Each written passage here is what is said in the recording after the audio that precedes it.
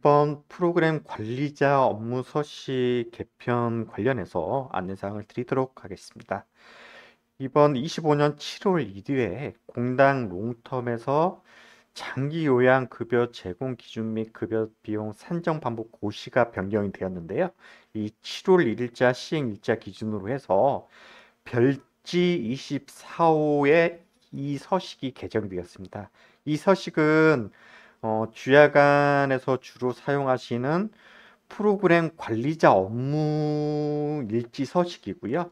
이 서식 내용을 보시자면 이렇게 기존의 욕구 사정과 함께 그 수급자 프로그램 계획밖에 없으셨을 거예요. 그런데 이번에 개정된 그 프로그램 관리자 업무 서식 양식을 보시면 욕구자 조사라는 부분이 좀 객관식으로 상세하게 서식이 좀 더 좀 상세화돼서 보강이 되었고요. 이 나머지 상태 및 환경 변화라든지 이 기본형 집단형에 대한 낯선 항목들이 추가가 되셨을 거예요. 그렇기 때문에 요 내용에 대해서 좀 설명을 드리고자 합니다.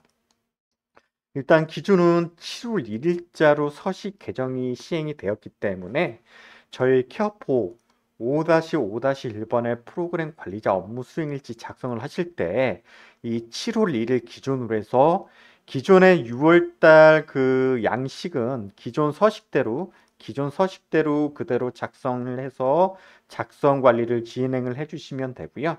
이번에 이제 7월 1일자 이후부터는 이 새로운 공단 서식이 맞춰서 저희 케어포 작성 화면도 변경이 되었기 때문에 이 양식으로 7월 1일부터 새로운 서식으로 작성 관리를 진행을 해주시면 됩니다. 이 작성하시는 화면은 먼저 기본적으로는 이 수급자분들의 기초평가 쪽에 욕구 사정이란 부분이 있으실 거예요. 보통 1-3번이라든지 아니면 1-1번의 기초평가 내용을 토대로 해서 이렇게 작성 관리를 하셨을 텐데요. 여기에 보시면 여기에 작성된 욕구 사정 내용들이 이 프로그램 관리자 업무 수행일지 작성을 하실 때 이 기본 내용대로 이렇게 자동 세팅이 돼서 며칠자 욕구 사정 평가에 의해서 이렇게 체크 기본 세팅이 됐습니다라고 이렇게 안내가 나올 거예요. 그렇기 때문에 여기에 체크한 항목과 그 다음에 더 추가적으로 확인된 항목들이 있다면 이렇게 체크를 하신 다음에 작성을 진행을 해주시면 됩니다. 욕구 조사라든지 기본적인 수급자 심신 상태 및 상태 변화라든지 이런 사항들은 각각 여기 수급자 상태에 따라서 확인하셔서 체크를 해주시면 되고요. 이번에 좀 추가됐던 심신 및 환경 변화는 이 작성 기준이 뭐냐면 이전에 만약에 예를 들어서 7월달 상담을 하신다고 하시면 그 이전에 그 6월 달에 수급자 상담 당시의 상태와 비교를 해서 유지되었는지 악화됐는지 호전되는지 이 세 가지 조건 중에 하나를 선택을 하셔서 판단 근거를 옆에 같이 작성을 해주시면 돼요. 그렇기 때문에 이렇게 지금 제가 A씨로 길게 써놓긴 했지만 이렇게 길게 쓰지는 않으셔도 되고요. 간단하게 좀 구체적으로 왜 상태 변화가 없어서 유지되었다. 걸음걸이 정상이어서 문제 없으시다. 이렇게 좀 간단하게 서술하셔도 되시니까 그런 전달과 비교를 해서 이렇게 유지인지 약화인지 호전인지 각각 이 항목별로 나눠서 작성 정리를 진행을 해주시면 됩니다.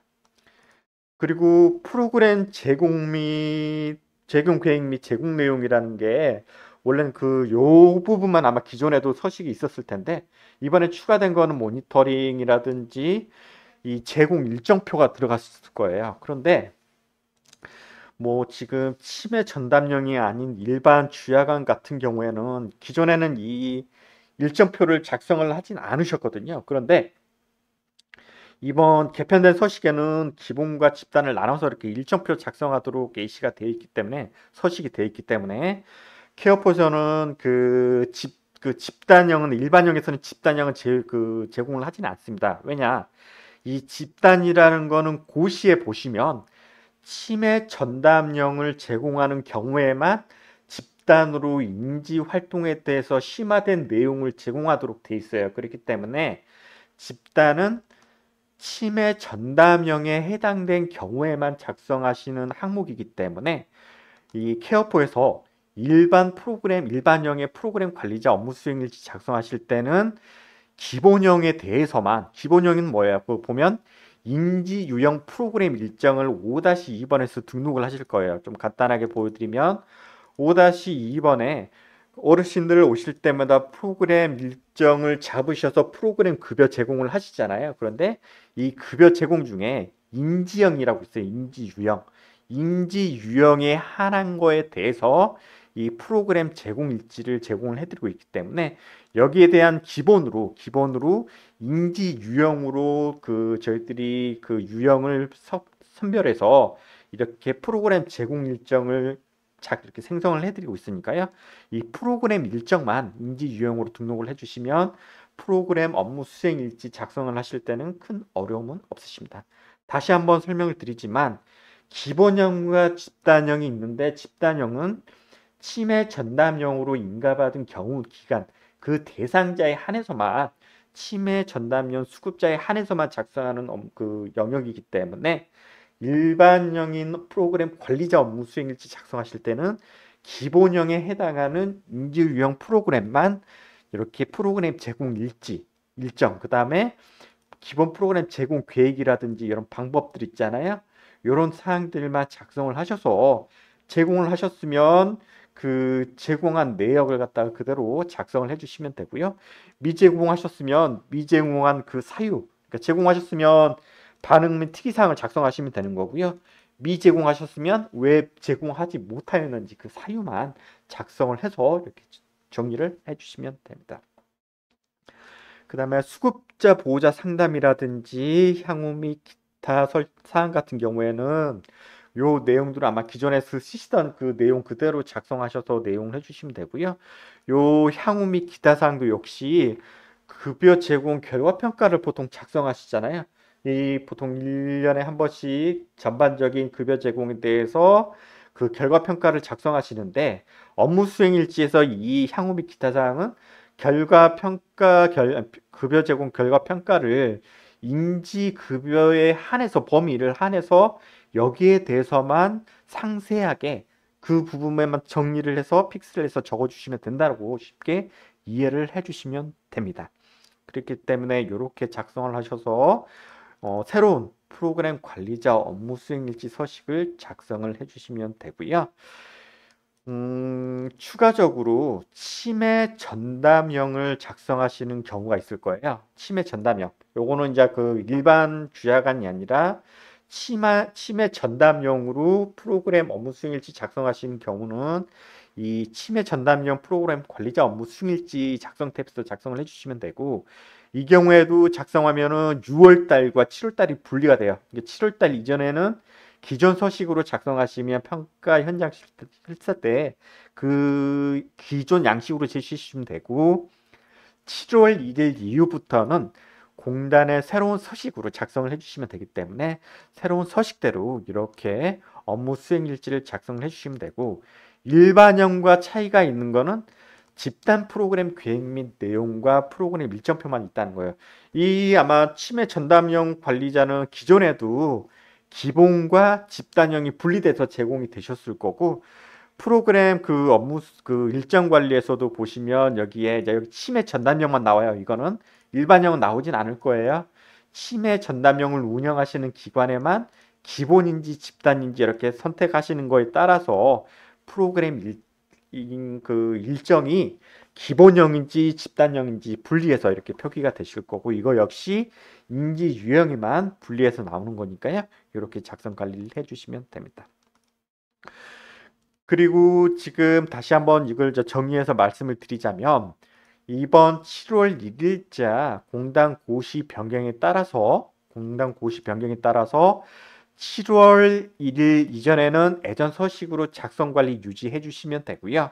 7월 1일 이후부터는 그 새로운 공단 서식대로 이렇게 작성 관리를 진행해 주시면 되고 좀 그 기존에 저희들이 아마 프로그램 개선 반영이 7월 말경에 반영이 되다 보니까 중간에 이미 써놓으셨던 기존 서식은 그대로 남아 있으실 거예요. 하지만 공장 현장 실사 나오셨을 때는 7월 1일 이후부터는 새로운 서식으로 확인을 하기 때문에 기존 서식 내용을 참고로 해서 새로운 서식으로 옮겨 담으셔서 처리를 해주시면 되고요.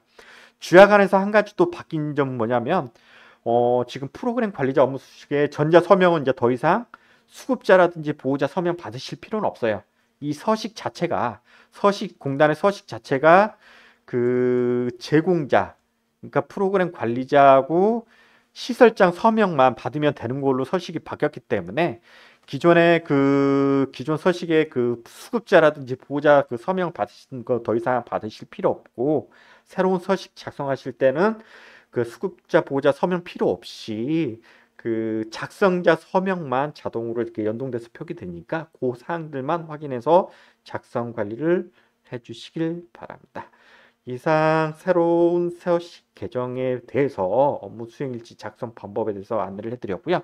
추가적으로 업무 수행일지 작성하실 때 A씨라든지 작성 방법은 저희들이 지금 매뉴얼 쪽에 클릭을 해보시면 여기에 보면 그 프로그램 관리자 아직 그 올라오진 않았는데요. 여기에 아마 저희들이 이제 올려드릴 거예요.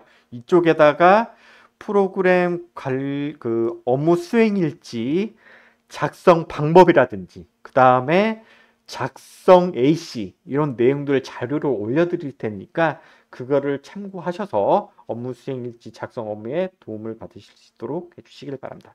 이상 안내 마치도록 하겠습니다.